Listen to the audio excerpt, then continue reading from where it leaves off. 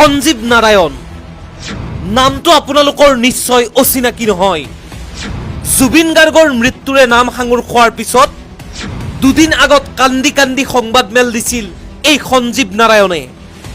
প্ৰাগ নিউজৰ মালিক এই সঞ্জীৱে কান্দি কান্দি দেখুৱাইছিল যে তেওঁ কিমান অসমীয়া প্ৰেমী।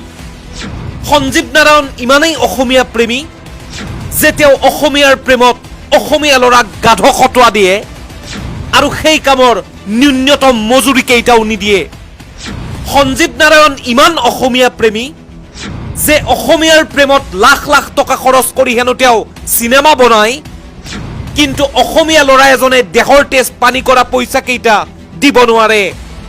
সঞ্জীৱ নাৰায়ণৰ বিৰুদ্ধে ক্ষোভ উজাৰি বিশেষ ফেচবুক পোষ্ট জোনাক কুমাৰ নাথৰ।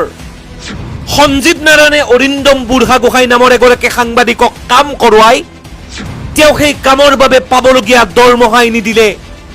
অৰিন্দম বুঢ়াগোহাঁই হৈছে 2022 চনত কবিতা লিখি জেললৈ যাবলগীয়া হোৱা সেই সময়ত মাত্ৰ 18 বছৰীয়া বৰ্ষাশ্ৰী বুঢ়াগোহাঁইৰ ককায়েক। ফেচবুক পোষ্টত জোনাক কুমাৰ নাথে লিখিছে 18 মে 2022 অৰিন্দমক কোৱা হ'ল তুমি 15 দিন ছুটিত থাকা। অৰিন্দমে মালিকৰ পৰা টকা অলপ বিচাৰিলে। মালিকে ক'লে তুমি ছুটি শেষ কৰি আহাচোন আগতে। না, অৰিন্দমে পইচা নাপালে। অৰিন্দমে 15 দিনৰ ছুটি পাই ভনীয়েকৰ বাবে উকিলৰ ঘৰৰ দুৱাৰে দুৱাৰে চেম্বাৰে চেম্বাৰে ঢপলিয়াই ফুৰিলে।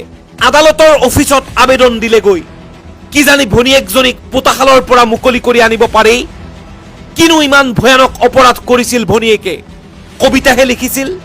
তাতেই হিমন্তই ইমান ভয় খাব লাগেনে?